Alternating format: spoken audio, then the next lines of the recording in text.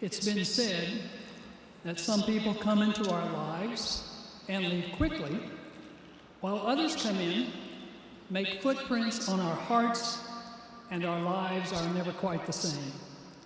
We are people on whose hearts Mike Mosher has left his mark. On behalf of Corinne and Tyler and the rest of Mike's family, I want to thank you for being here today to express your love and your appreciation for Mike's life and to demonstrate your care for his family and friends. This is our time to express our gratitude for having had the opportunity to walk with and journey with Mike in this life, to have been loved and cared for by him, to have broken bread with him, to have laughed and celebrated and shared times of struggle with him, to have learned from him, to have served and protected the public with and alongside him, to have received strength and inspiration from him. As we gather today to remember and celebrate the life of one who embodied selfless service, we turn to God, who is our source of comfort, hope, and resurrection. Would you join me in prayer? Eternal and always loving God, as we've done so often in the past, we look to you now for strength and comfort during this time. As we celebrate Mike's life, life on earth, and life eternal, we seek you as our rock and our refuge, and we lift our hearts in prayer for his family. For Corinne, whose life made of 15 years has passed away, and whose life will be changed forever by his absence. For Tyler, who will hold tight to memories of a loving father. For Scott and Shelley, who know all too well that children should never die before their parents. For Jordan and Carolee, who bid farewell to a caring brother. For Kim, who must say goodbye to a devoted son-in-law. And for the rest of Mike's family and friends and fellow law enforcement personnel, and all who mourn this day, that we might all be comforted by your loving presence. O God, we lay claim to the promise offered by Jesus the Christ, who said, I am the resurrection and the life. Those who believe in me, even though they die, yet shall they live, and whoever lives and believes in me shall never die. Remind us this day, O God, that as we mourn our loss, Mike lives on with you, that we are all in your hands, and that there is no better place to be than that. In your holy name we pray. Amen.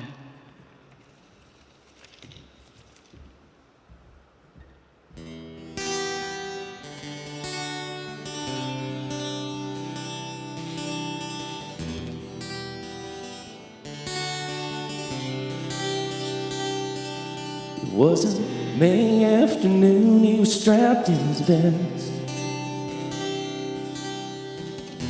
badge of his honor pinned to his chest. And I'm 17, called a hit and run. I took off in pursuit, did what had to be done. Seconds went by, and all that we heard was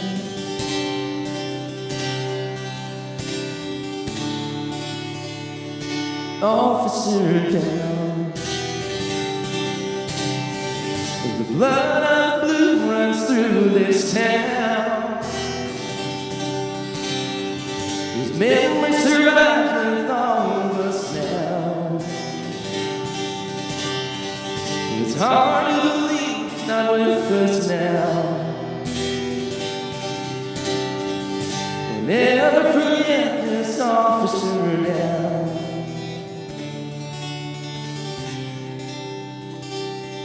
It's been 15 years since he walked down the aisle. His uniform on, waiting that smile. 9/17, God bless your soul. take it from here while you go home. Days go by, and all that we hear is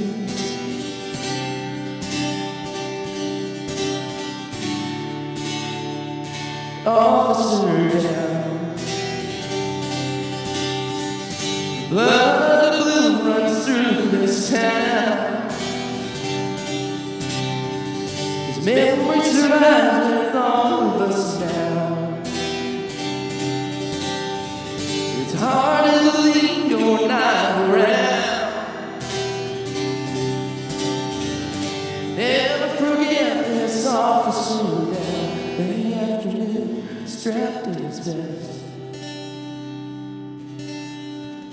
The badge of his honor pinned to his chest.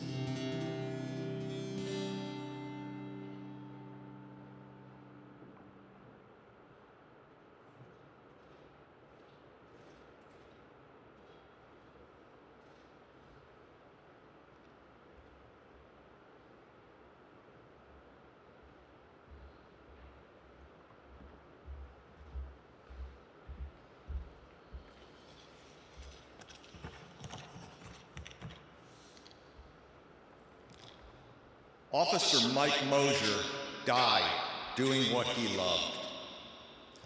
Being a police officer is all he ever wanted to do, and he did it well.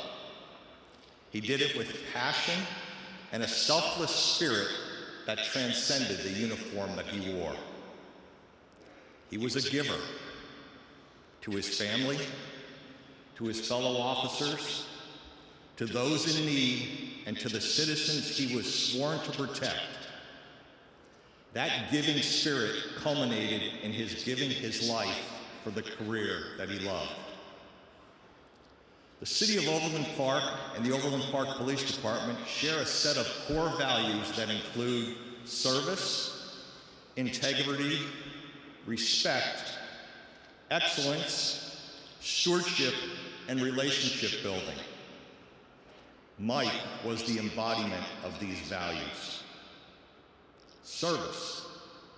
Service has several definitions to include the contribution to the welfare of others and the performance of helpful acts. Mike dedicated the last 14 years of his life to serving the community, his profession, and just about anyone else fortunate enough to make his acquaintance.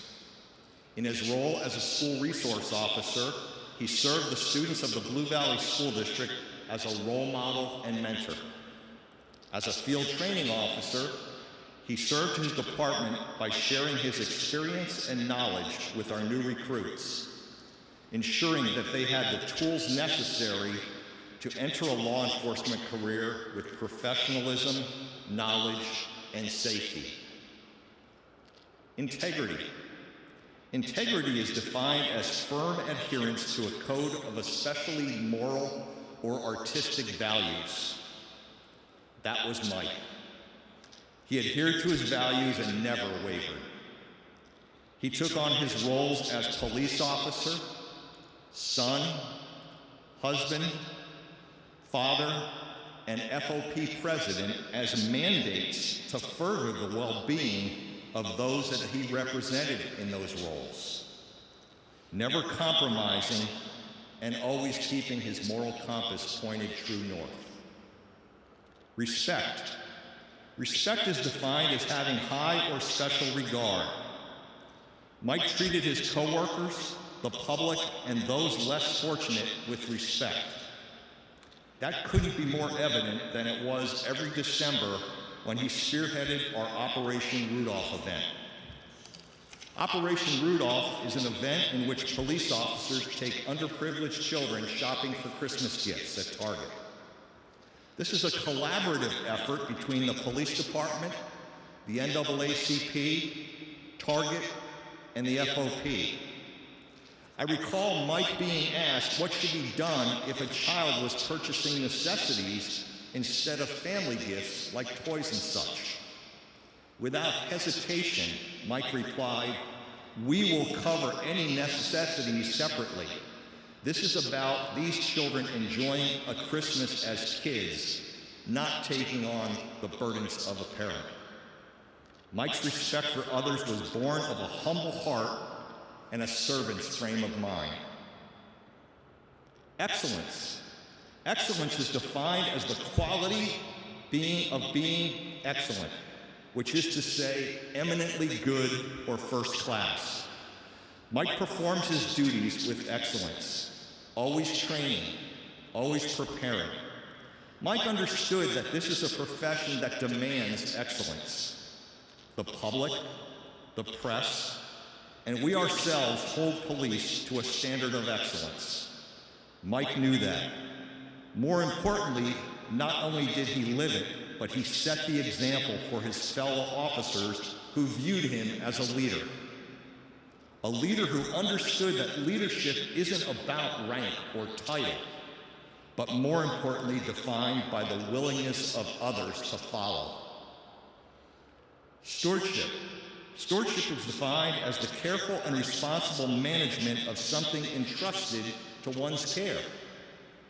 Mike knew that nothing is as important as the trust conveyed upon us as stewards of the public's freedom and finances. I recall Mike approaching Colonel Happer and I about partnering with the FOP on the Shoot for the Gold event, an event that Mike held dear to his heart and which has raised thousands of dollars for Special Olympics. Throughout our discussions, Mike understood the importance of maintaining fiscal responsibilities while partnering to provide an avenue for giving back to a worthy cause. As a result of his efforts, the Shoot for the Gold event has grown each and every year, and I am certain it will live on as a testament to Mike's unquenchable desire to help others. Relationship building. The phrase relationship building defines itself, and it is relationship building that defined Mike.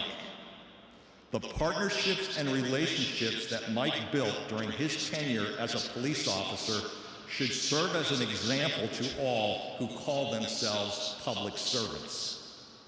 From Operation Rudolph to National Night Out, Mike built and strengthened relationships with school districts, the NAACP, Special Olympics, and countless others. I'd like to share one such relationship as an example of many. This past Saturday night, I received an email from the Francis family which said, and I quote, "Officer Mike Mosher will be greatly missed by the Francis family. We met him at Walmart during the Shop with a Cop event when we really needed the help. The Overland Park Police Department came to our rescue during Thanksgiving and Christmas of last year also. My condolences to him and his family. May God bless you all, specifically his wife and child. He was a very good man." That, my friends, is relationship building at its best, and nobody did it better than Mike.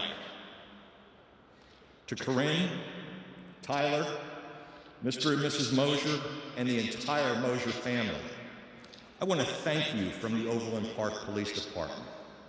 Thank you for sharing Mike with us. His memory will live on within his Overland Park Police family, and I could not be prouder to have had the honor to serve with him and learn from him. May God bless and keep you until you are reunited with him in eternity.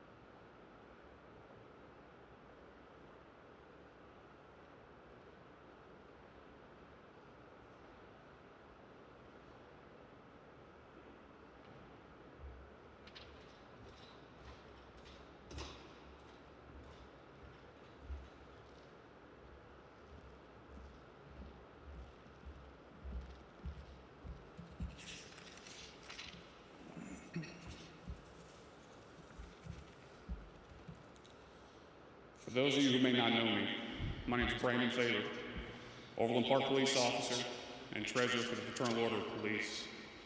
And the brave man resting in that casket is my best friend, my teammate, and my co-worker for the last 12 years, Michael Sean Mosher. For many years, whether in person or over the phone, I would start our many daily conversations with the phrase, "Hello, you big, beautiful man." I chose that phrase for Mike, not just because of his stunning physical stature, but more importantly, because of his big, beautiful heart, soul, and attitude. Mike is the president of our local Fraternal Order of Police and in many ways, the leader of the rank and file of this agency. If you knew Mike, then he was the definition of sheepdog. For those of you who have never heard the sheepdog concept, let me share some thoughts from Lieutenant Colonel Dave Grossman with you. I think I'll put it into context. Most people in our society are sheep. They're kind, gentle, productive creatures who can only hurt one another by accident. Then there are the wolves, and the wolves feed on the sheep without mercy. Then there are the sheepdog. I'm a sheepdog. I live to protect the flock and confront the wolves. We intimidate those who intimidate others. If you have no capacity for violence, you are a healthy, productive citizen, a sheep.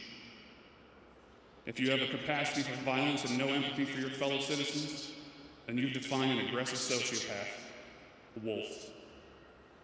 But what if you have a capacity for violence and a deep love for your fellow citizens? Then you are a sheepdog, a warrior, someone who's walking the hero's path. Mike was a sheepdog, and he walked the hero's path right up until the time it was time for him to make the ultimate sacrifice for his flock. And here's the thing about Mike. He didn't live as a sheepdog just while in uniform. That's what made him special. He always went out of his way to protect us. He always put the needs and the best interests of his members first, even if he had to stick his neck out a little bit more than he was comfortable with. He only had to answer one question: is it the right thing to do? If the answer was yes, consider it done. When our family members couldn't buy hand sanitizer because of this whole COVID pandemic, who made a 10-hour round-trip drive to Dodge City, Kansas to get enough hand sanitizer for all the families of all the commissioned officers sitting in this arena right now? Mike. If one of our members was sick or in distress, who made sure they got the help they needed? It was Mike. When one of our members had a problem they needed help with, who took care of it? The answer is Mike. Believe me, I could go on for hours with this, and I think you all know that. He gave so selflessly of his time. Quite honestly, he worried so much about all of you that he very rarely slept more than a couple hours a day. He's a midnight guy, so puts it in context. He just couldn't turn his brain off. He was always thinking about you. As the chief mentioned, in the little bit of spare time that Mike had to give, he chose to give back to the community in so many different ways. Whether volunteering for Special Olympics, helping deserving citizens clean up their yards, dancing with kids at trunk or treat, and his mother would say, the music moves him, just moved him a little ugly. Or if he was creating the Overland Park Police Officers Foundation, a charity we set up to help our community. Mike wasn't happy unless he was making other people happy, even if he had no idea who they were. And quite honestly, it didn't matter who they were. Mike was put on this earth to serve others, and he did it fearlessly and compassionately. I know we're all mourning the loss of a great man, a great friend, and a great leader. But I would challenge you to think of the situation a little bit differently. Let's celebrate. Let's celebrate his life. Let's celebrate his selflessness. Let's celebrate his service. Let's celebrate the fact that he left this earth a better place than how he found it. Let's celebrate the fact that he died doing exactly what he loved to do: protect his flock. I think this passage sums Mike up.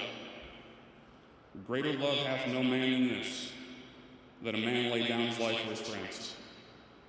It's John 15:13. To all my boys and girls in blue, be safe, back each other up, and always check your six. As Mike always loved to tell me at the end of our conversations, love, peace, and chicken grease. I'll see you on the other side, my friend.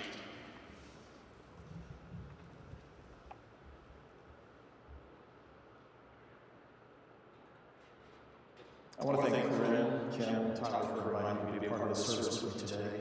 And my heart grieves with you and with all of you who are gathered together. And I want to just say a brief word about Corinne and Tyler. You two are two of the most remarkable human beings I've ever seen in the way that you have faced this tragic set of circumstances. I know most of you, all of you, have probably read Corinne's Facebook page. I shared this letter with our congregation Sunday. And somebody who can express in the midst of such grief, gratitude, I find amazing. And the forgiveness, I forgive the shooter, his life is precious too. These are the thoughts of somebody who has a deep, abiding hope inside. And then the call for action. And I want to build upon these for just a moment. And quickly just remind you, I was asked to share from a pastoral perspective. You have lots of other people sharing today, so a brief word from a pastoral perspective.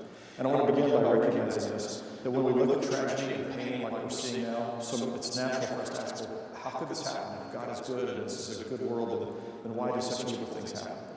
And I think you all know the answer to this. I mean, you chose your career field knowing that you were going to put yourself in harm's way because God gave us this great capacity to do wonderful things, to show kindness and compassion and mercy, but He also gave us the freedom to misuse that and to do instead the wrong thing, the harmful thing, the hurtful thing. And so every day you go out to try to do the right thing, to try to help our community be its very best. And at the same time, there are moments where you have to protect us from ourselves or from other people because we tend to do the wrong thing sometimes. We drink and we drive. I mean, I don't, but there are people who do, I know, in our community. There are times when we get angry, we act out of anger. There are times where we have taken from other people what wasn't really ours. I mean, all of those things are a part of what we can be when we act out of the dark side. And yet God is calling us to act out of the right, the good, the kind, the merciful. We're called to live lives that demonstrate care for other people. You have jobs because you, A, have chosen the right path, and B, because you know there are people who sometimes don't. And so we understand God gave us agencies. Corinne and I talked about the other day. God gave us agency, the capacity to do good or evil. We have to choose every single day whether we'll do the right thing or the wrong thing. Thank you for choosing the right thing and for continuing to choose the right thing, even in the aftermath of such tragedy and pain. Now, I want to remind you that God grieves with us when we have chosen the wrong path. The Bible is clear all the way through, from cover to cover, that God grieves when human beings choose to do the wrong thing instead of the right thing. And He makes it really clear how we're meant to live our lives. We're to practice love, not hate. We're to practice justice, not injustice. I mean, we're to walk in the light and not in the darkness. And when we don't do that, God is grieved. So we come to the story, Genesis chapter 6. It says that God was grieved that He had made human beings, grieved to His heart because they were violent towards one another all the time. And that's just one example, over and over again. The path God lays out for us is to do the right and good and loving thing. And there are times we don't do that. But here's the thing, God promises that the evil and the hate and the hurt and the tragedies never get to have the final word. God won't stop them. We have human agency. We have freedom to make decisions. But God will never let them have the final word. I think back to Dr. Martin Luther King in September of 1963. He was preaching a funeral for 3 little girls. 4 girls were killed. He was preaching a funeral for 3 of them in the 16th Street Baptist Church. It was in Birmingham, Alabama. And Klansmen took 15 6 dynamite, stuck them underneath the front steps, and detonated as Sunday school was beginning. 22 people were harmed. 4 children were killed. Dr. King is preaching a funeral service, and as he's preaching this funeral service with a parent sitting there, he says this, God will not let their deaths be in vain. God forces, and he used the word rings. God rings good from evil. And I was thinking about washing rings, and this is the imagery. He says, God rings good from evil. He forces good to come from evil. That's what God does. He doesn't stop it from happening. He says, I can redeem it. I can bring something good from it. And in our lives, this is exactly what God does. We look back over our lives and when we put the tragedy in God's hands, we see how God brings something good and beautiful from it. I promise you, in the years ahead, you will look back and you'll see ripples all over the place of the way that people's lives were inspired and moved to do greater things than they ever would have done were it not for the fact that they were touched by my success. And when I think about how God brings that good from evil in our world, He uses people. like all of you, like me, so that in our lives we see the evil that happens. We see the goodness in someone like Mike, and we pledge to live our lives selflessly, sacrificially in the wake of that. And we bring about that good. God uses us to bring about that good. So we can find ourselves lamenting continually in pain and in brokenness, even pushing God away, and instead focusing on our pain. Or we can put our pain in God's hands and say, God, please bend this, wring from it, force it to accomplish good. And then here I am, use me to accomplish that good. And when we do that, the world has changed. Mike's death will not have been in vain. You know that already. You see that in the community around us, the response of the community to the pain, and the way that they have said, I want to live differently because of Mike's life and his death. That leads me to something that Corinne shared with me, a little note that Mike had drawn out for you just shortly before his death. He would leave these little notes, and it says, I will always love you this much. And you see it here, Mike's hands drawn out. I will always love you this much. And the moment I saw that note, it reminded me of something that Jesus said on the night before his own death.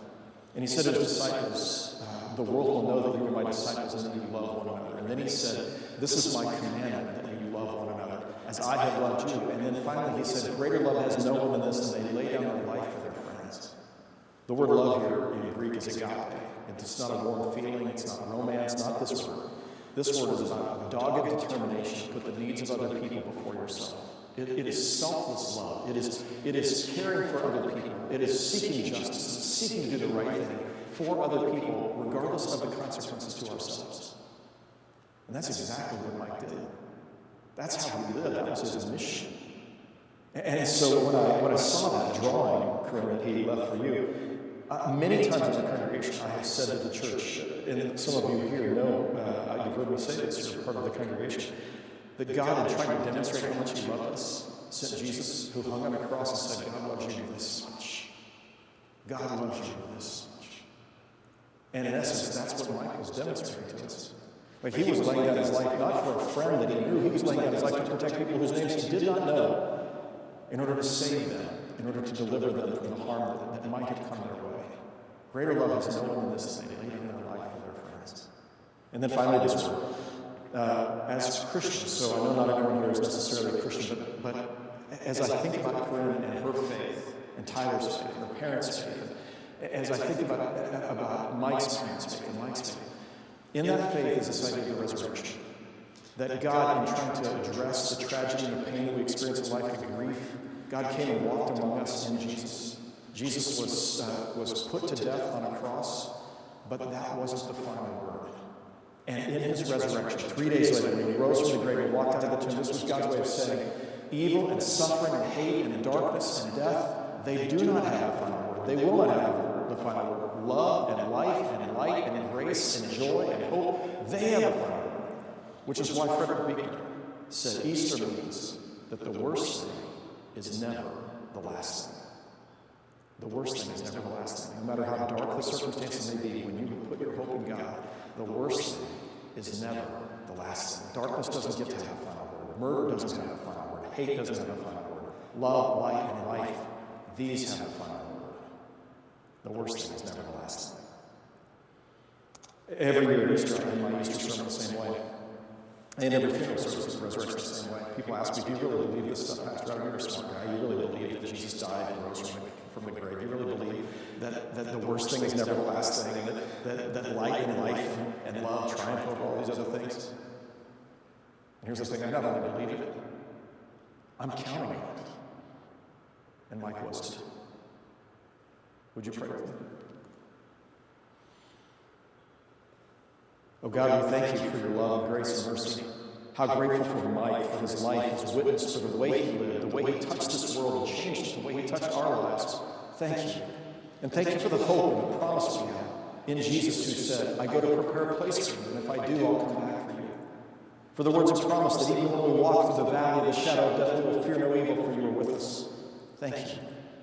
Please help us, God. We pray that you would use us to wring the maximum amount of good from this evil. And we pray that you would help us to love one another and help us to be people of hope. Bless and keep, I pray in particular, Corinne and Tyler and Mike's entire family, and watch over these men and women in blue. Bless and keep them, O God. In your holy name, amen.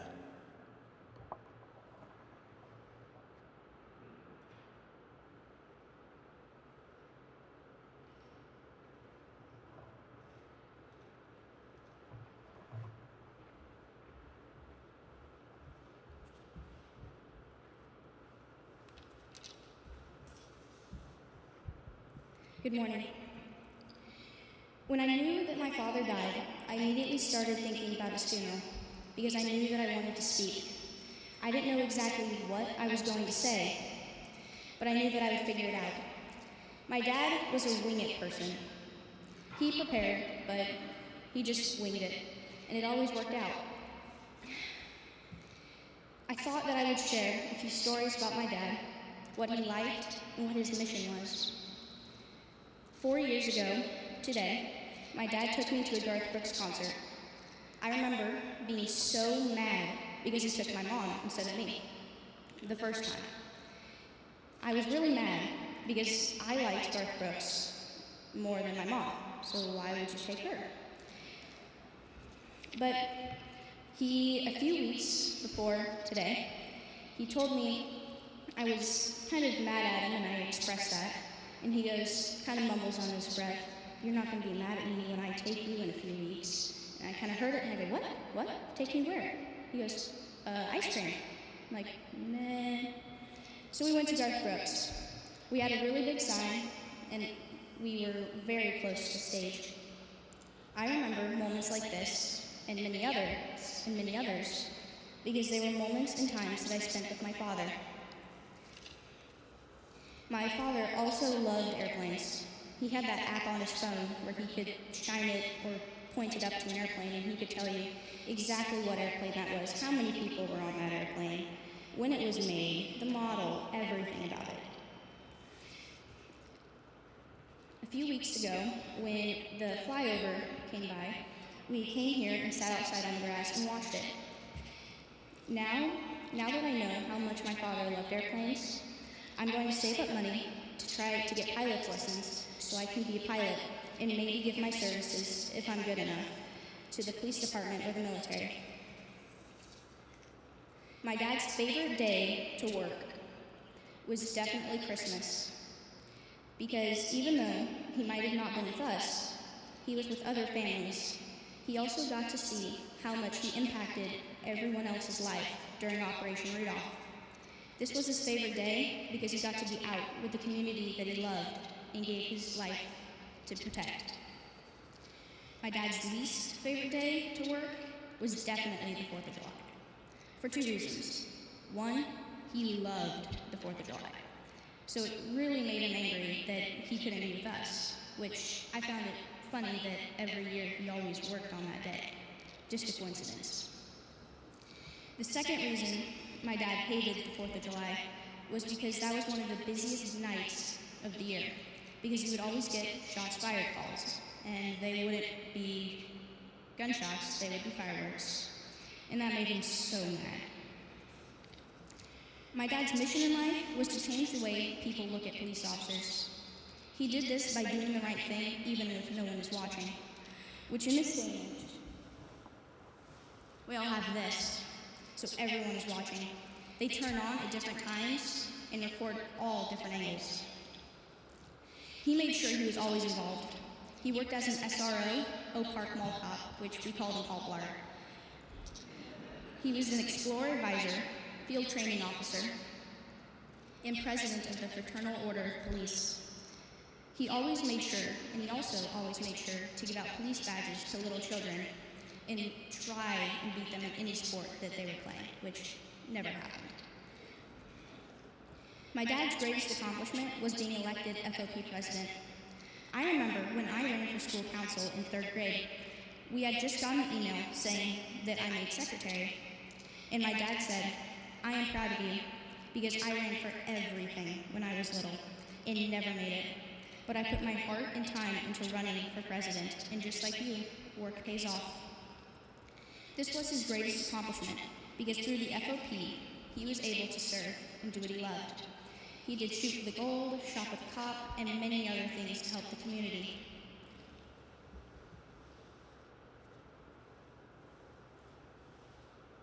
Now some things my dad loved.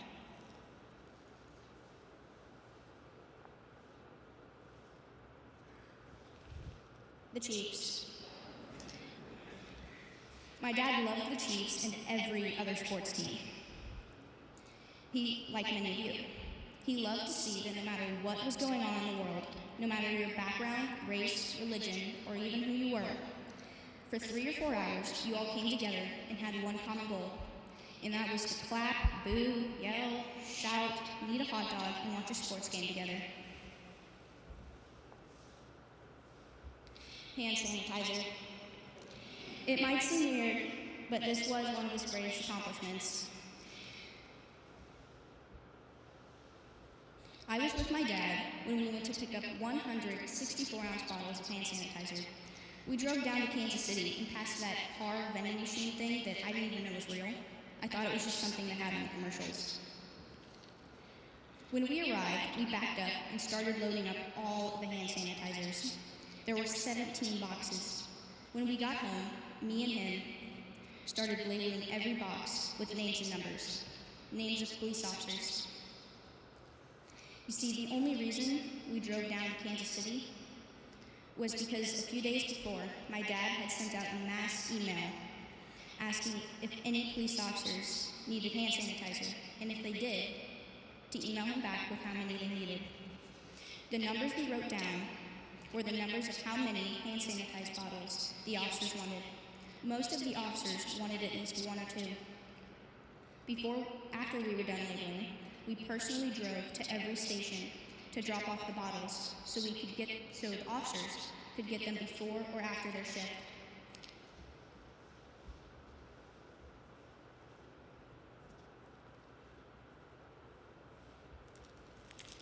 Challenge coins. For those of you who don't know what a challenge coin is, it is a little coin about the size of a dollar coin that usually has words and or pictures, symbols, a message, or something that associates you with the group. These started in the Vietnam War, when soldiers would find scrap pieces of metal and use dye or pins or anything they could find and write or draw symbols, messages, whatever. They would then trade these or send them home to their family. My dad loved these so much because they were all different. They all had all different messages, and no two were alike.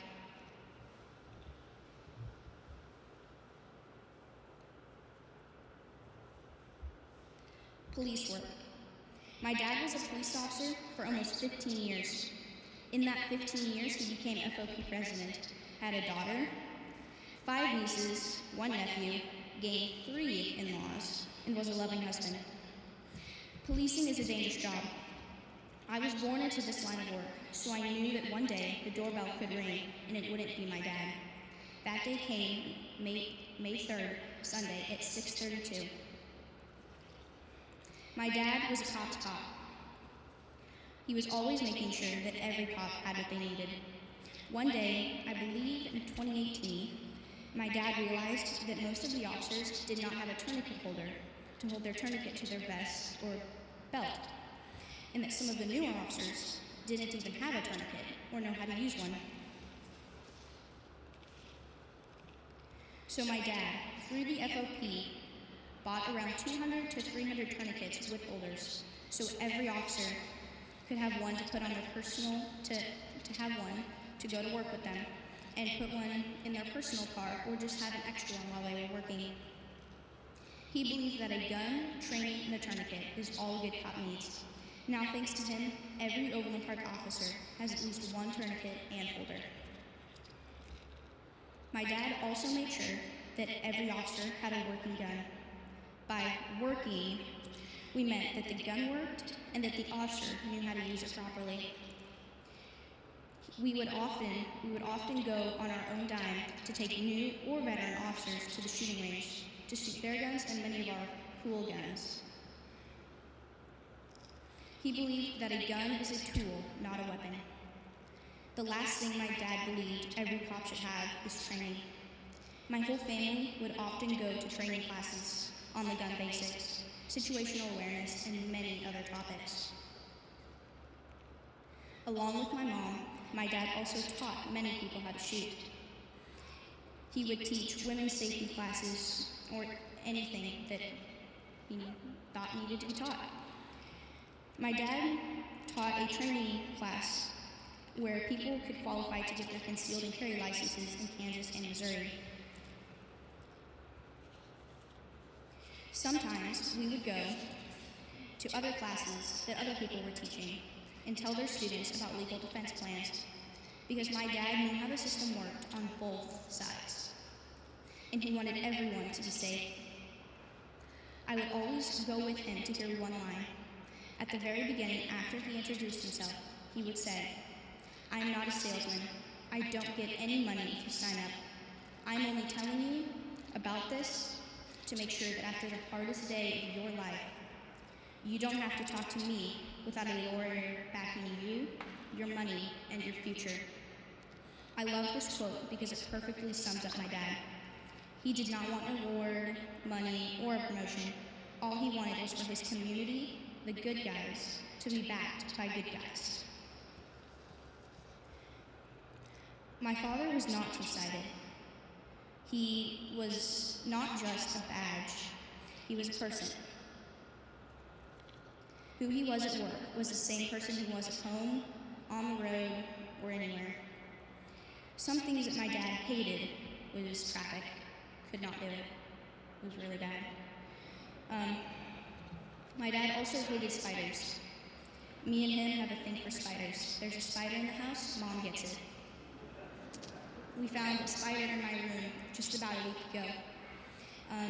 Actually, we just came from the park, and we were rolling around in the mud and the grass, and I laid down on my bed, and I felt something. First I'm like, oh, it's a hair, it'll be fine.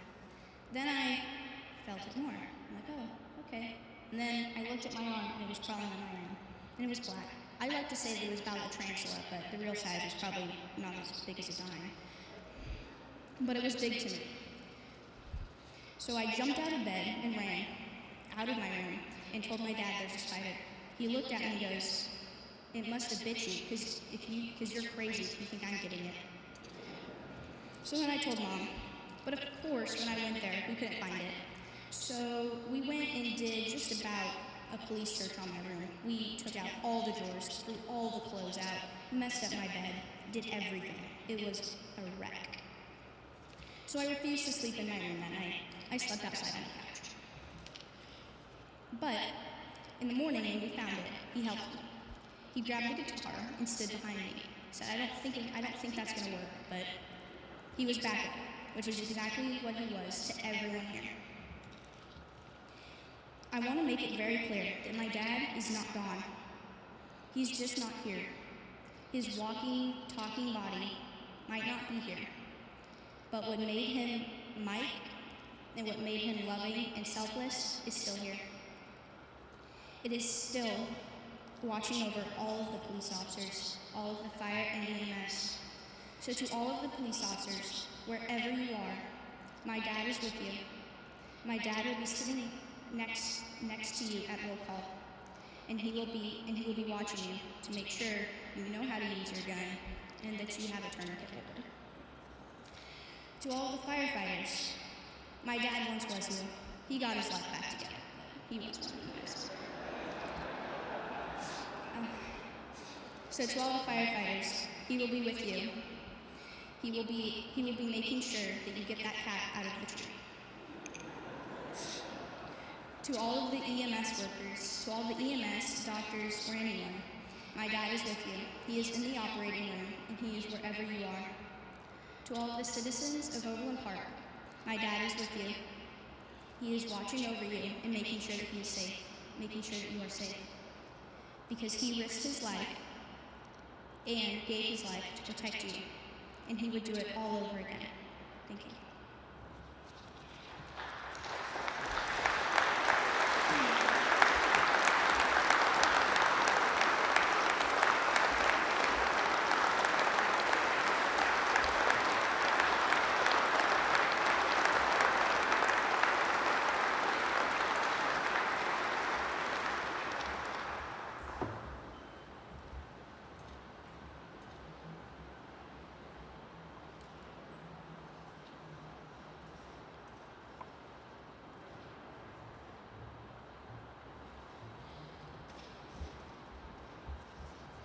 You might have left that up there for me.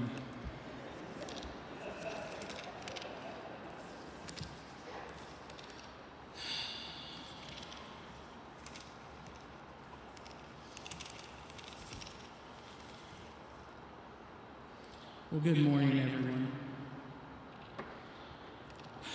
Thank you for being here. We are truly humbled by your love and your presence, by everything you have done for us and our family. We could not have made it through without you. I'm Scott Mosher, and I'm Mike's dad. I've tried to earn that title every day with my kids, and his mom is his mom. We're not formal people. We're not mother and father. We are the mom and dad through love and example in how we loved him. Today is Mike's day, and we celebrate his life. We grieve differently, all of us. We mourn for us. But yet today we want to celebrate him. The mourning is over. I picture him as an angel sitting next to his father and his brother, Jesus Christ, with them saying, "Well done, thy good and faithful servant. Welcome home." Let's celebrate now, and we will keep him in our hearts. For someone who we keep in our hearts will never be forgotten. He will never die, and he will be with us until we hug him again. Let's start at the beginning. His first celebration was when Heavenly Father called him in the spirit world and said, "Hey, Mike, it's time to enter mortality. It's time to walk by faith, do righteous things, believe in me, and return. And if through the temptations of the adversary that you will face, and you do right, you will come home. And I'll give you parents on the earth to teach you, but you have your agency. You have choices to make, because I cannot dictate the plan. And when you make the right choices, we will say, 'Welcome home, son.'" His next celebration was coming to us, his mom and I, on May 1st, 1983. He arrived, but in his arrival, somehow the owner manual was misplaced. We as new parents didn't know what to do, but we got through it with the help of grandparents. This was something that every new parent faces. But we knew at a young age, and he knew at a young age, what he was going to do with his life, because he was the first one to sit beside me when Chip's Patrol was on, or T.J. Hooker. Now that may be some shows that some of you may not know about. And he would say, "I'm going to be like you," when I would wear my uniform and go to work. He was always asking questions. That was Mike. He carried his love till the very end. He loved driving around in my patrol car. Of course, it was only around the block, and we would sneak that in at times. At a young age, we are taught to ask questions, so let's talk about Mike's questions. We all remember who, what, where, when, and how. And I changed that a little bit. So who was Mike? First, he was a child of God, a son of our Father. He was a son to his mom and I, a blessing as we will always cherish. He was a grandson, a brother to Jordan, Carolee, Jennifer, and Scott. He was an uncle, a nephew, a cousin. He was a husband to Corinne, who he loved dearly, and he was a dad to Tyler, and he loved her with all his heart. She was his life. He was a brother in blue to a family of men and women with whom he served with honor daily. He loved that honor. He loved the brotherhood. He was a holder of the priesthood in our church, the Church of Jesus Christ of Latter-day Saints. He lived his values and he exercised his priesthood when called upon. Those were his values. He was a best friend. He was a servant to his community of not only Overland Park, but to the community around us. So what was Mike? Well, he was an example to all. We've heard a lot about him today. He was serious, but he had a happy demeanor. Sometimes people would say he was even a jokester. He was a uniter. He included everyone. No one was ever left behind. He was a fixer of right. So where is Mike? He will forever be in our hearts. Father in heaven, right now. And he is here today, appreciating the love shown him by everyone. So how did he work? And this is where I changed the questions. Well, he worked with courage. He respected his uniform and he worked to honor it. He was fair. He had a great sense of right and wrong, and he worked with honor. He worked through his faith, his belief. He worked through the Lord Jesus Christ. He was defined and has defined valor in life and in his death. Why? Because he did what he knew he had to do. He was asked, and that kind of sums it up. That is the why. He used his agency to make choices. God always has a plan for us, and we choose to follow that plan, maybe.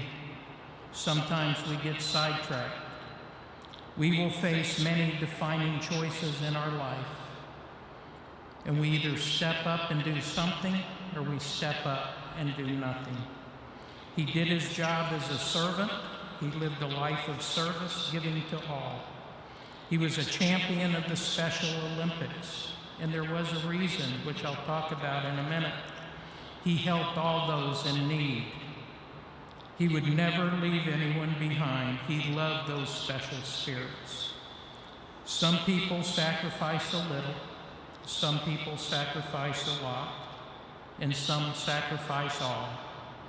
He gave all. I want to read and cover a few verses from Psalms 23 and explain to you why we should celebrate and not mourn. I want to say that these are the answers why Mike was who he was, so bear with me as I read these verses. Please think of Mike and his mission on this earth and what his purpose was. The Lord is my shepherd, I shall not want. He wanted for nothing in this life. He had love in his heart. He had love in his life. He had his parents. He had his family. He had his wife and his daughter. And he had his friends. And he had his brothers in blue and sisters in blue. He felt this and lived it every day. He maketh me lie down in green pastures. He leadeth me beside the still waters. The Lord has taken him in his arms, and he is right now feeling peace. He has taken his spirit and made him feel the love of all those in his life. He feels the love of his Father now with knowledge, whereas before he only felt it through faith. His watch is over. His work is done, and he has returned home with honor. He restoreth my soul. He leadeth me in the paths of righteousness for his name's sake. Mike had honor. He walked upright with righteousness and courage. Yea, though I walk through the valley of the shadow of death, I will fear no evil, for thou art with me. Thy rod and staff, they comfort me. We all walk in this valley in our own ways. He chose the ultimate way as a peacemaker to wear blue and to be on the front line, to protect those who needed protection, to protect those who couldn't protect themselves. to protect those who didn't even know they needed protection. That's what he did. It's what you all do, his brothers in blue, every day.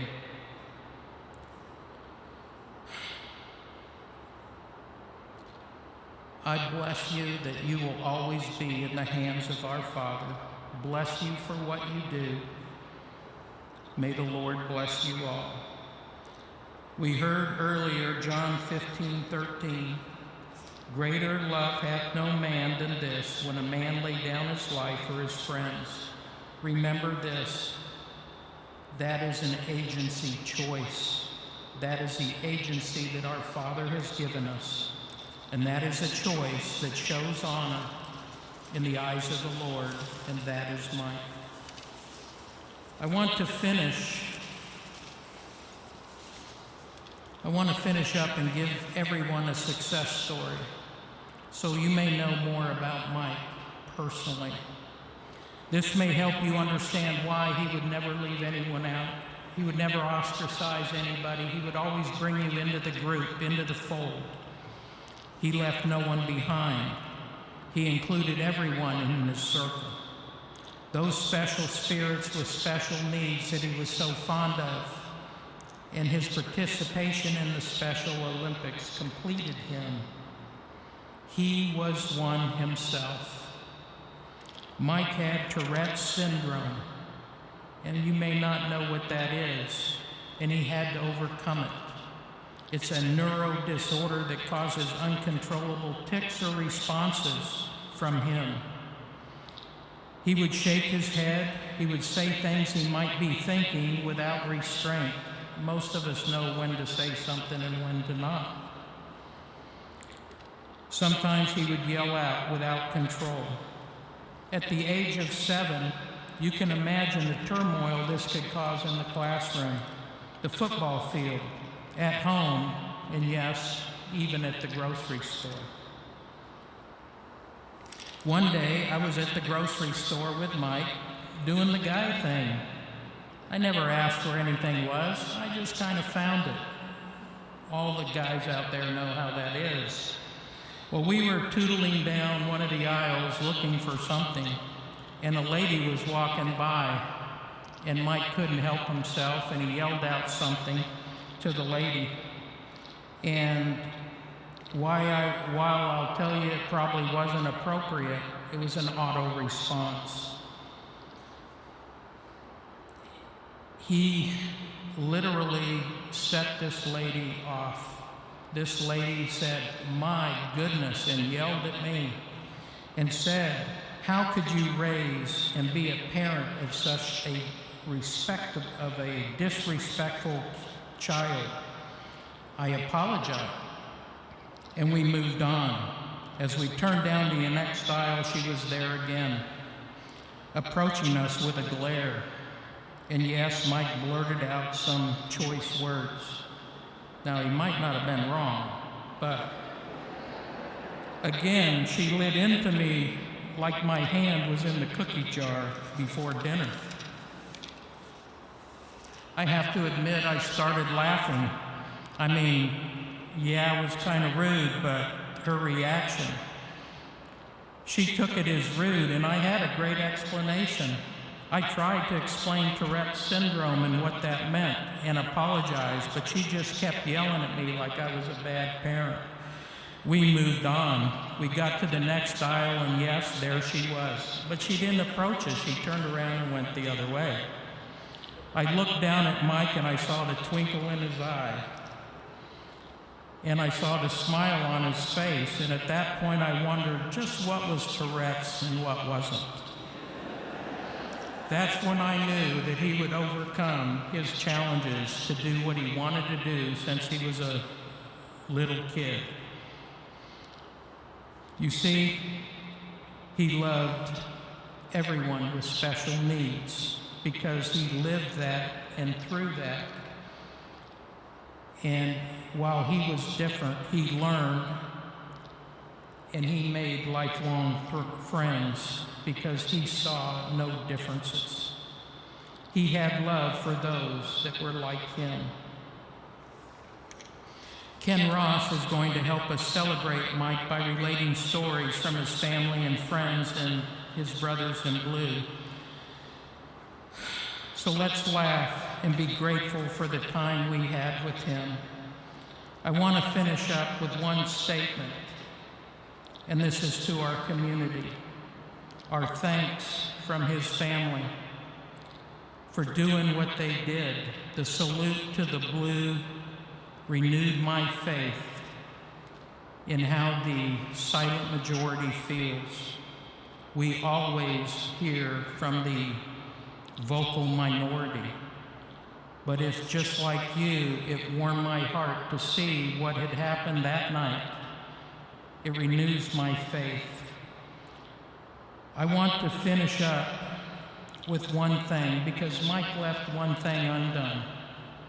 And I'm asking the community, anyone that's watching this, to rise up and to finish his work. We are dealing with a bad situation. It's hard on everyone. The COVID-19. Mike has been working tirelessly to take care of his brothers in blue, to get them what they deserve through this pandemic. And I don't want it to end.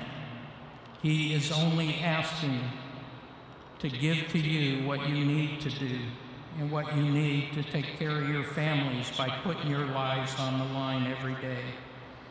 My son, before he died, on the Saturday before he passed away, he called me about 10 o'clock and said, "Hey, can you bring me a uniform?" And I thought, here we go again. And he said, "I had a tussle with somebody that I think may have had some symptoms of the virus, and we're going to go to detox," as he put it. I think that means they stripped him down, put him in a tent, showered him, and he had to put on a new uniform, but I'm not quite sure. So I brought him a new uniform, and the next day, Sunday, May 3rd, as he was heading to work, I was out with my dog, our puppy, Great Dane, and he was petting her, and he said, "Hey, you don't have to bring me a uniform tonight. I have one with me." And I said to him, "I love you. Be safe," as we always talk. And he said, "Hey, call me tonight." I called him, and his mother called him for 14 and a half years, every shift he worked, sometime throughout the night. Me, it was probably by 10 or 11. I'm older. His mom, probably 2, 3 in the morning. But we called him to check on him. Now, while we can't do that every night now, we have a whole brotherhood of blue that we can call. So rise up. I'm asking the community to rise up and get these brothers and sisters in blue what they deserve. Compensate them for being on the front line. Mike gave his life for this community. The community can rise up and give something to his brothers and sisters. Let's all be like Mike. I love you, son. I love you evermore until we meet again.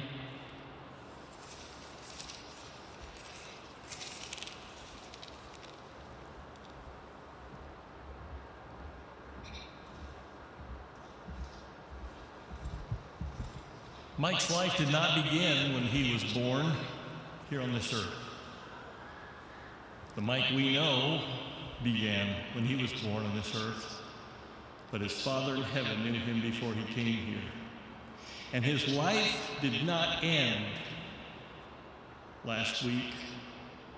His body is here, but his spirit is eternal and will rise up in the resurrection, and he'll be joined by his wonderful family when their turn comes.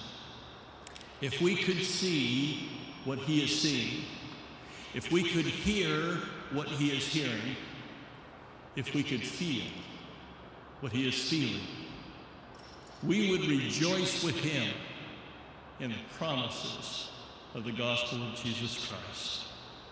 We mourn because we are now separated from our friend, our father, our husband, our son. Because inside us is that same eternal spirit, that spark, given to us by our Father in heaven, that tells us that we should not be separated from our loved ones. As I read through these stories, I had the easiest talk because all of you wrote this. As I read through these stories, some themes emerged. Mike is funny, quick-witted, and if you do something dumb, he will tease you mercilessly. Mike had, if I could use the word, a viral smile. He always lit up a room. Mike is a builder of people. He sees good in everyone and tries to bring that out in others. He is forever a servant, and he has a noble sense of duty. As I read your stories and your thoughts, would you please try to spot these themes? We start at Boy Scout camp. One of my first memories of Mike Mosher was when he was a young man in scouting. I remember I spent a week as a leader at summer camp at Camp Nash with our scout troop. On the first day of camp, while setting up our campsite and moving in our gear to our tents, I kept hearing screaming. It sounded like a frightened little girl. I looked around and saw one scout dancing around, screaming, and trying to shoo spiders out of his tent with the longest thing he could find, a stick, a broom, whatever. It was Mike, and wow, what a scream. He did this for the next hour and still made no progress in getting his gear put away. Finally, in classic Mike Mosher adaptable behavior, he convinced all the other Boy Scouts to pull their cots out of their tents and to sleep under the stars. Quinn Greenouch. I later heard a story, I'm not sure if this is right, but I heard that one time on patrol, Officer Mosher suddenly swerved off the road, jumped out of his car, and called an officer needs assistance call into dispatch because he needed someone to get the spider out of his car.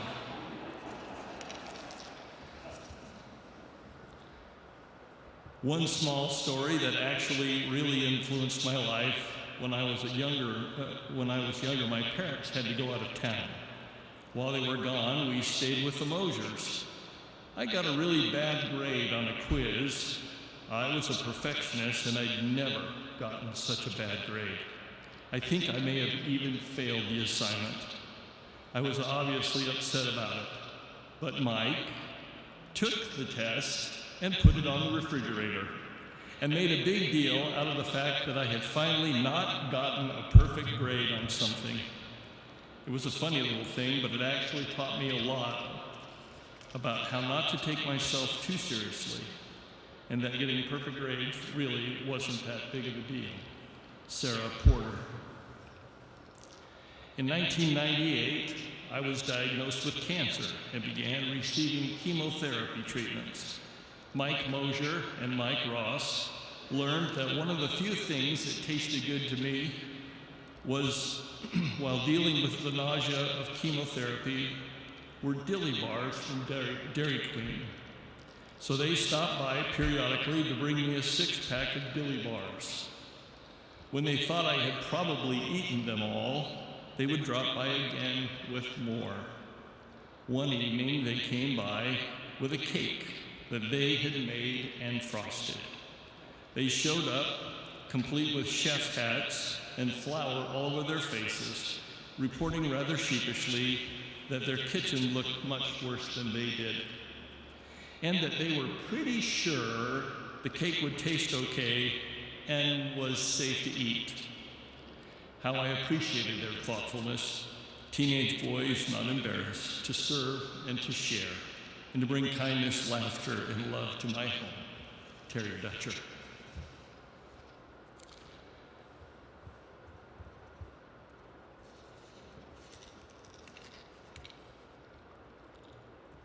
At Scout Camp, this is one of my stories. At scout camp, I remember sitting around the campfire, and a mutual friend of ours, Brad Shumway, had brought a case of theater-sized candies up to the boys at camp. As the evening progressed, someone had the idea to have a contest to see how many hot tamales they could put in their mouth at one time. I was afraid they were going to choke while we laughed and teased those boys.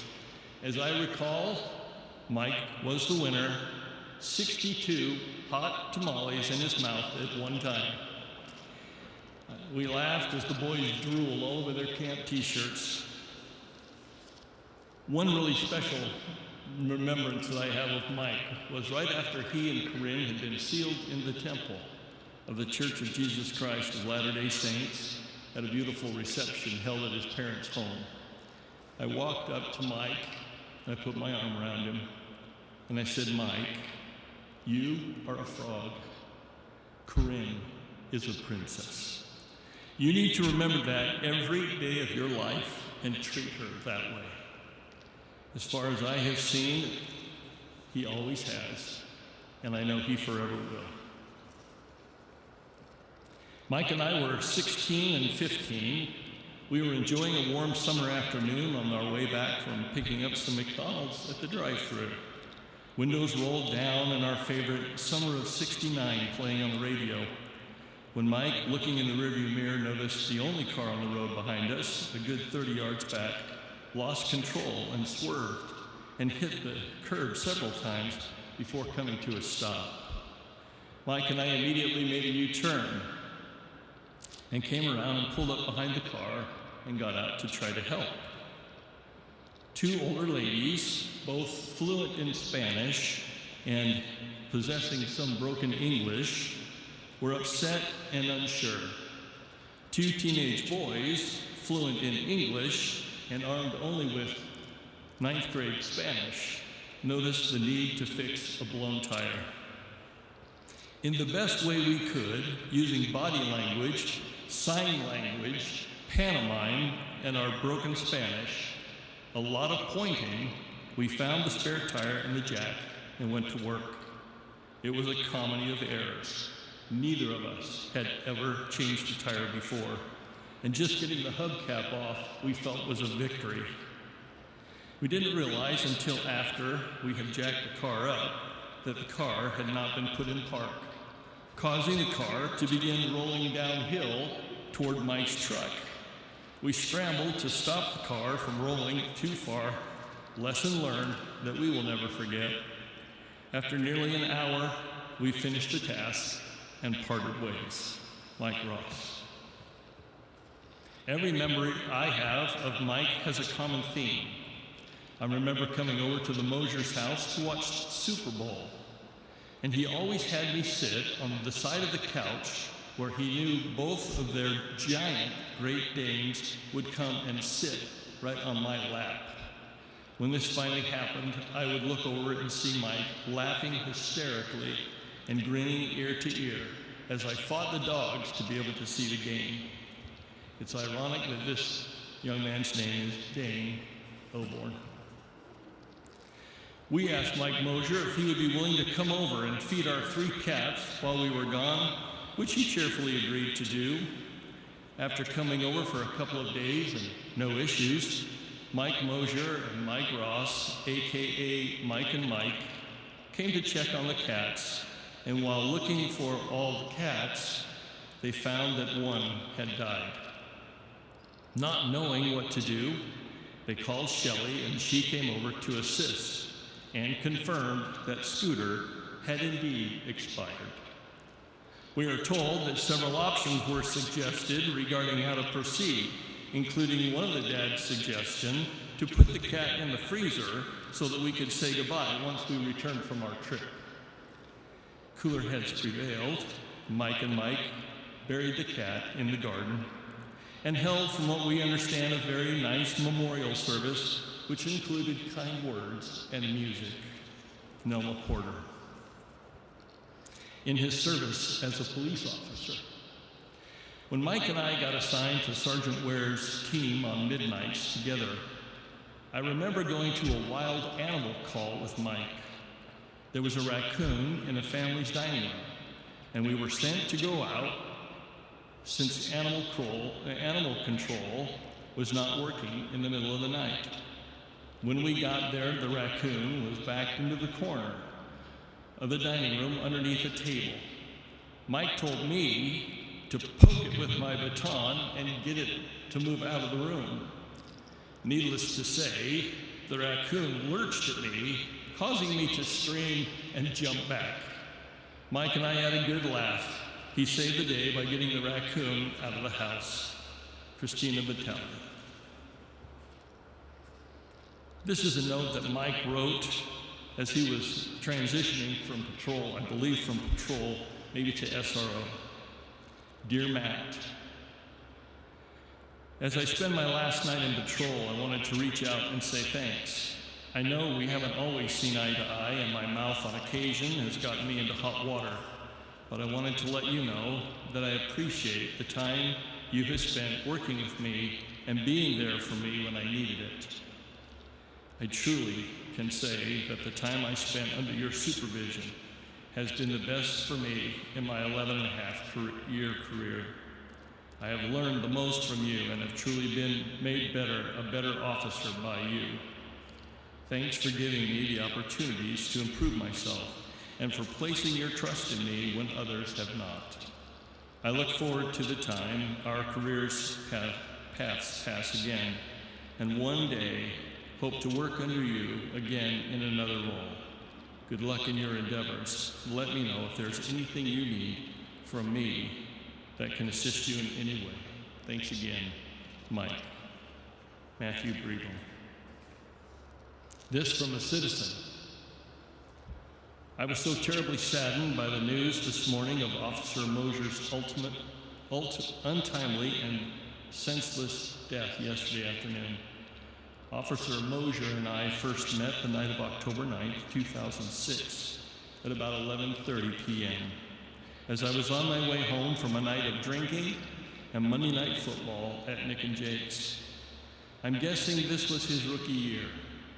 Needless to say, it wasn't a pleasant encounter for me, though Officer Mosher was more than considerate and patient. This was also the night that propelled me into 13 years of sobriety, for which I have always felt a debt of gratitude to the Overland Park Police Department, and specifically Officer Mosher. My heart is broken, and I can only wish for all whom Michael left behind that God bless and comfort each of you and everyone. Steve Swanson. I first met Mike over a year ago when he contacted me during the fundraiser for the Matt Young Fence Project. Most of you will remember that Matt received a sudden and untimely fatal cancer diagnosis. Mike spread our story all over the Kansas City area, and then he secured a top-notch rifle we used to raise over $4,000 during a gun raffle. Mike even drove down and spent his days off helping me build the fence. Since then, Mike and I have talked frequently. That is who Mike was. He was an amazing person who gave so much back to others. Jason Gill. Now this story is my personal favorite. One night, on midnight shift, I took a 911 call from a guy who had just been pulled over on a traffic stop by what he thought was a fake cop. He didn't want to open the window and talk to him and was pretty freaked out. I saw that Mosher was the officer who had just pulled him over. So I asked the guy on 911 to look in his rearview mirror at the person approaching the vehicle. I asked the caller, "Is the guy approaching your vehicle kind of short? Looks like a hobbit in a police uniform? And has ears that stick out?" The guy on the phone was so relieved as he replied, "Yes, that describes him exactly." I told the guy that the hobbit officer was indeed my officer and that he was legit. Lisa Snowden.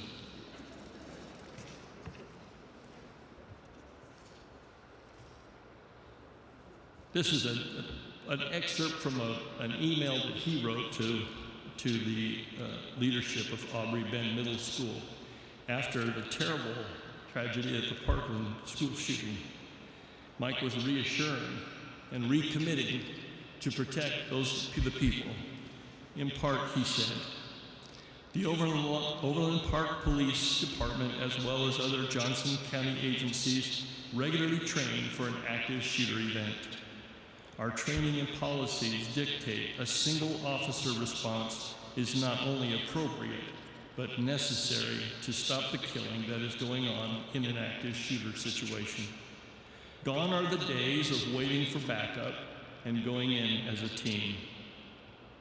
If I am here, I will," the word will capitalized, "respond to any threats against this school, its personnel, and its students.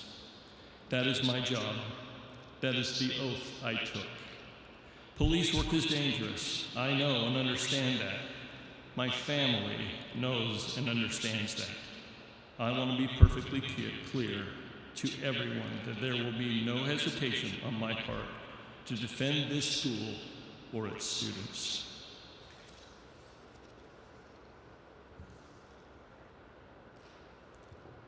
One of the first calls I went on with Mike as his field training officer showed me what kind of a person and officer he would develop into. We were working the midnight shift. Around 4, we got sent to a disturbance, which turned out to what is commonly referred to by police officers as a cluster. It involved multiple arrests, a DV case, and fairly significant drug distribution case that required a search warrant. He notes, parenthetically, shocking to anyone that knew Mike that he would kick up a good drug case. Knowing how long this was going to take, I gave Mike the option of kicking the case to the oncoming day shift so we could get home at a decent hour. Mike's response was something to the effect, "We started this, I want to finish it." Pretty much what I expected after knowing him for just a few days. By the time we finished up, it was around 1 p.m., 6 hours past our 10 to 7 time. And I had to go to court. Officers in training are supposed to go to court with their field training officers, but I told Mike that he could go home because of how late our shift ran. Nope. Mike sat through court, which of course took forever. At the end of the day, I think it was around 5 p.m., and our next shift started in 4 hours. One of the sergeants on duty inquired as to why we were still there, and as he knew we were working midnights at the time. After explaining the past day, he gave me options of taking leave or flexing time so that we didn't have to work the next shift with so little sleep. Again, I let Mike decide. His response was again what I expected, something to the effect, "Why would I take a day off just because I had to work late?" So we came in on time the next day without a single complaint from Mike. He was just ready to get to work, to do his duty, and get the job done. This is how Mike was his entire career. C. Moore. Sorry, Officer Moore, I don't know your first name.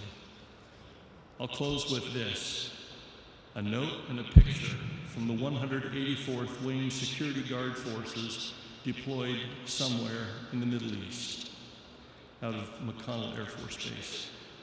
Mike Mosher, you are a hero amongst heroes. The extraordinary acts of courage you displayed will be the stories I will tell my children. You made the ultimate sacrifice so that our communities and families may live in peace. Our thoughts and prayers are with your family, the Overland Park Police Department, and all the law enforcement officers around the country. May God grant us the ability to remember the great things about Mike, to remember the fun things about Mike, and to know and understand that he lives in spirit now, but will someday be resurrected and reunited again with his lovely family for time and all eternity. In the name of Jesus Christ, amen.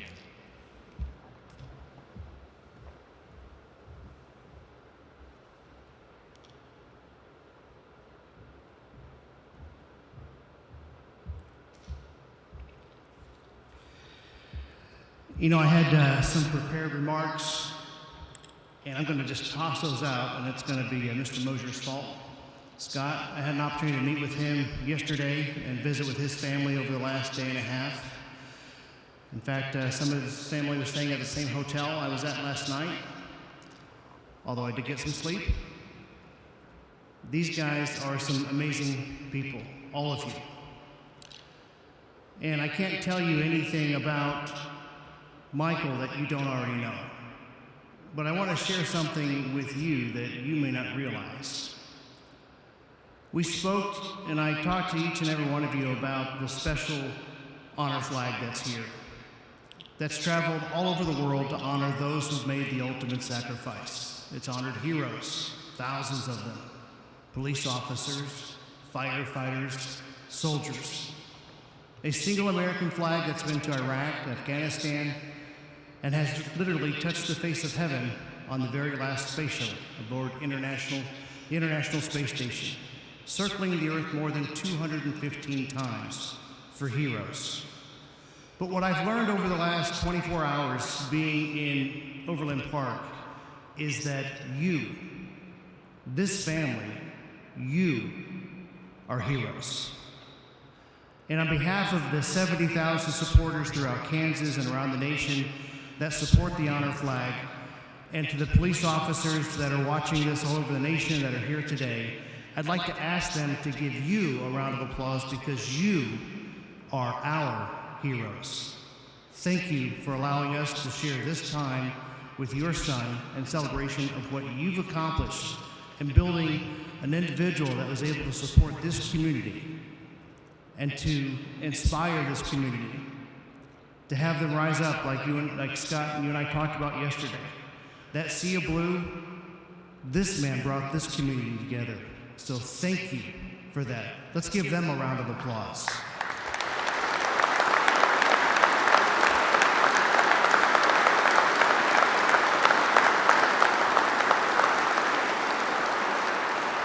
And to his wife and beautiful daughter, you probably already know this, but when you start driving, this is your free, don't get a ticket.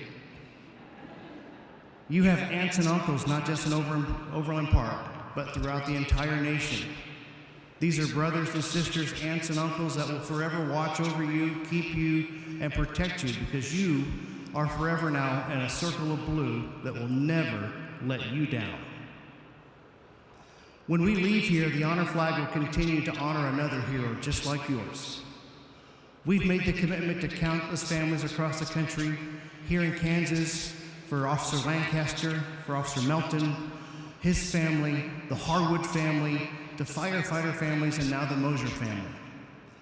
Your sacrifice cannot and will not be forgotten and will be treasured in everything that this flag represents, for the justice that he served, for the freedoms that he delivered, and the liberties he fought for.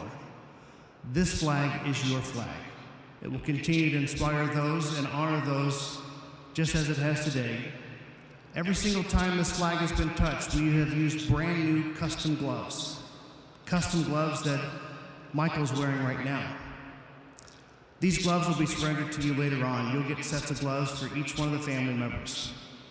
These gloves have been worn by the officers that have been handling the flag over the last few days, just like we've done so many times all over the nation.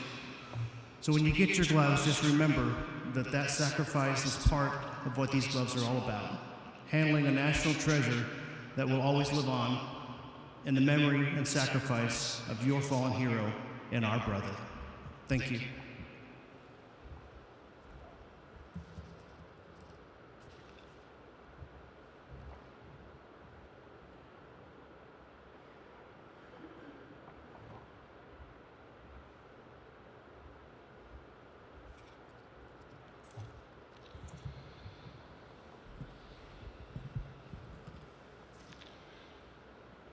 I want to thank the family for extending me the honor of being with you today. And I bring remarks on behalf of all the men and women who serve in the Office of the Kansas Attorney General and the Kansas Bureau of Investigation. Of course, our purpose today is to respect and extend gratitude for the all too short life of a dedicated public servant, and to support each other as Mike would have wanted and expected, even in a time of sorrow. We've already heard a great deal today about Officer Michael Sean Mosher. In this room today, he has been almost exclusively Mike, because he was to all who knew him, but he also was Officer Mosher to many, many others well beyond this room. And we know from today's many comments that Officer Mosher loved his family and his profession and his fellow officers and his community, and they loved him. It's been said several times today that the gospel teaches greater love hath no man than this, that he lay down his life for his friends. And we're here today because on May 3rd, 2020, Officer Mike Mosher, tragically but no surprise, demonstrated that greatest of love while on his way to work, in uniform. He answered the call of duty and laid down his life to once more protect and serve all the people in our community. To protect and serve was Mike's calling. He grew up in a law enforcement family. He and Corinne and Tyler formed their own law enforcement family. And today in this room that's full of blue, he's mourned by the brothers and sisters of his extended law enforcement family. That is part of the story of this good man's life. But from his chosen profession, we all know much more than just biographical facts about this officer whose leadership was valued and whose heroism was repeatedly recognized. Outside of this gathering hall are a community and a state and a nation full of people who loved Officer Mosher. Even if they never personally met or knew Mike, they knew him by his service. And they have this past week undertaken expressions of gratitude and offered gestures of respect and lifted this man's friends and loved ones in quiet prayer. And when the time is right, Mike Mosher will again bring our community together to add his name to the sacred memorials where our community, state, and nation commemorate those fallen officers whose ultimate sacrifice will never be forgotten.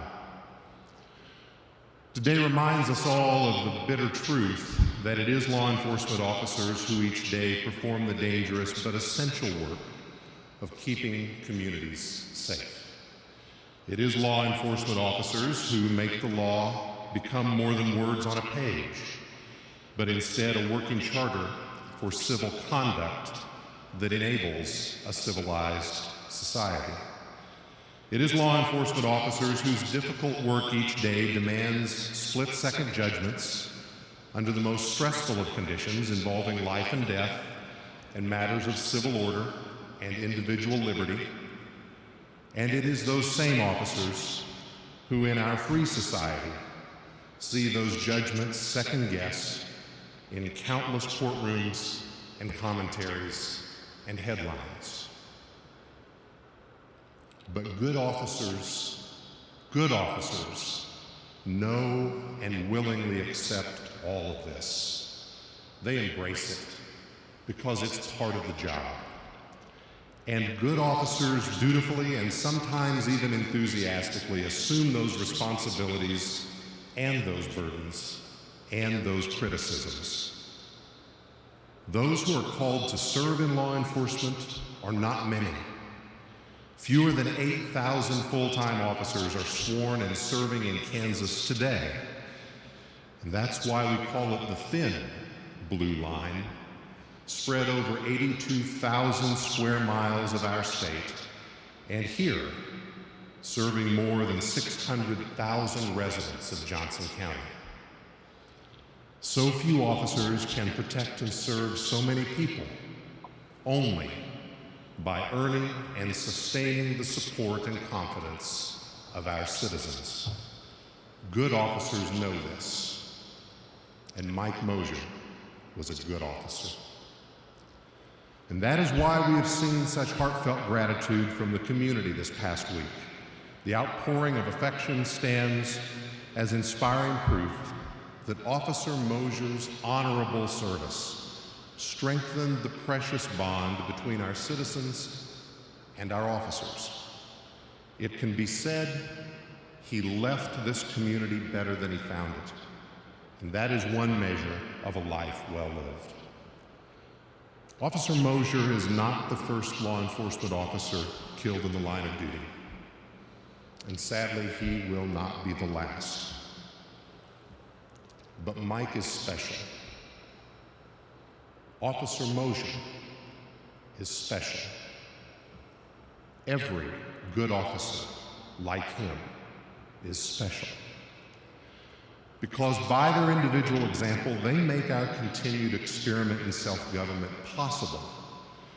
Good officers not only compel the unruly to comply with the law, but by the power of their example, they inspire everybody to do so. And understanding that truth is what motivates good people to take up the calling, to don the uniform, to report for duty, to protect and serve, despite the risks, despite the danger, to wear the badge proudly, to wield the public trust humbly. There is a verse by an American poet that is special to my family, and I offer it to Officer Mosher's families, both blood and blue, who are brought together by his lifelong example of committed service and selfless sacrifice. It reads like this: "There is a destiny which makes us brothers. None goes his way alone. All that we send into the lives of others comes back into our own." For many years, but not enough, this good officer sent love into the lives of others in this community, and he was beloved in return. That is life's greatest measure of success, and we are all so proud of him. On behalf of the grateful state of Kansas and all of our citizens, it is my privilege today to say with great sadness, but greater sincerity, thank you to Officer Mike Mosher, to his family and friends, and to every law enforcement officer who serves or has served or will serve in the proud tradition of this noble profession that he chose for his own. God bless you all.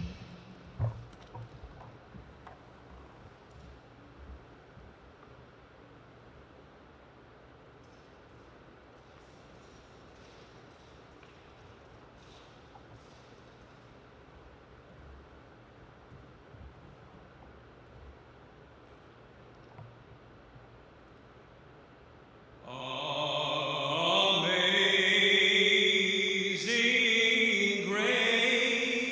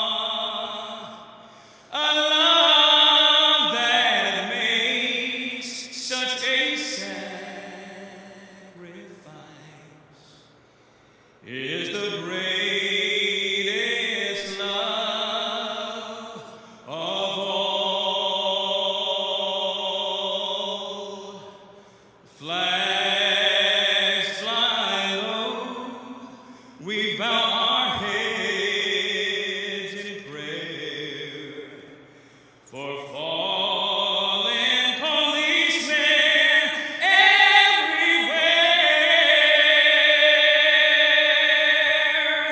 We honor this, they will be missed.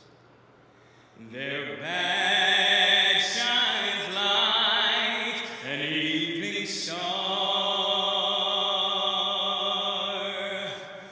through many dangers, toils, and snares.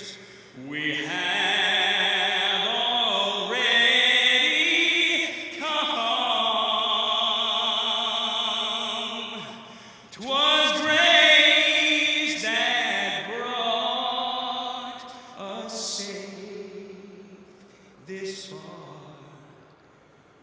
Now grace will lead him home. Your badge shines bright like an evening star. We honor you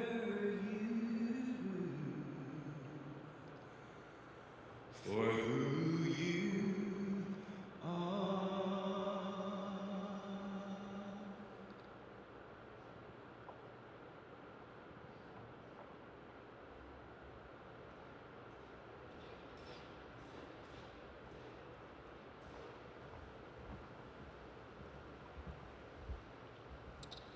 Let us close with prayer.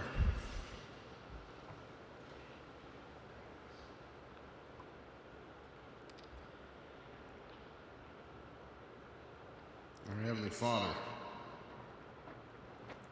we jointly come together with broken hearts and humbleness at this point in our lives and express our gratitude for Mike and for his family.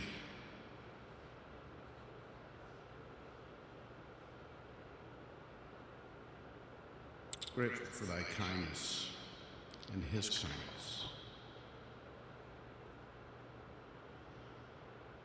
We pray thou wilt please watch over his family, Corinne and Tyler and